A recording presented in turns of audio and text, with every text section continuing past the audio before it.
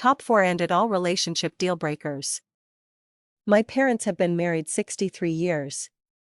Needless to say, in my formative years, I learned on a very deep level that when you commit to your relationship, that means committed no matter what. Marriage means till death do us part. Period. You hear a lot of talk about how people are too quick to get divorces, and how we have become a society that treats marriages as disposable. I do believe that people may rush to get married and that many people get married who probably shouldn't.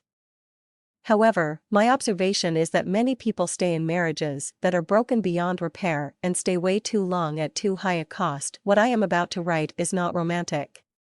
It is not the thing that dreams are made of. In fact, the following rules probably represent a lot of heartbreak. This will infuriate many, especially those who are all about till death do us part and those who recognize their relationship on this list. However, I believe there are some deal breakers in relationships. If any of the following things are happening in a relationship, you cannot continue to engage in relationship and stay sane and balanced.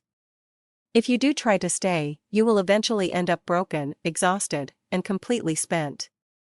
You cannot stay in relationship with a person when any one of these things is happening and love yourself.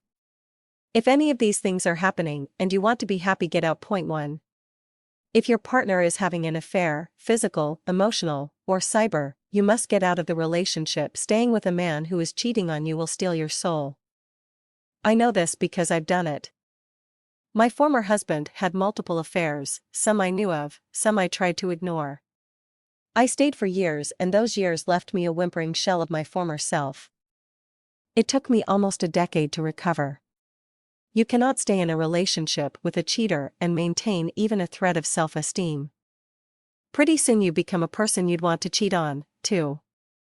If your partner is active in an addiction, alcohol, illegal drugs, prescription drugs, sex, or any other, you must get out of the relationship. If your partner isn't successfully in recovery, that is a different story.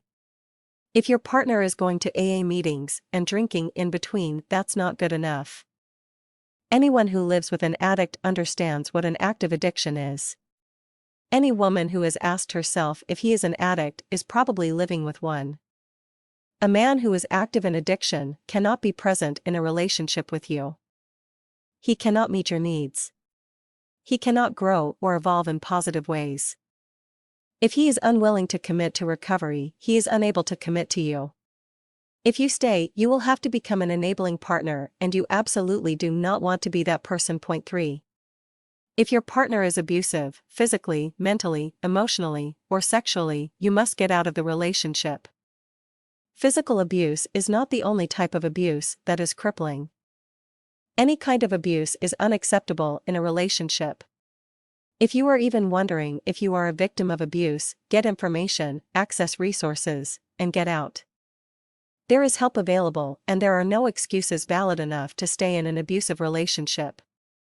Period. Point 4. If your partner has been unemployed, and is not looking, and is not otherwise contributing for a period of 6 months or more, you must get out of the relationship. The longer a person remains unemployed, the more unemployable they become.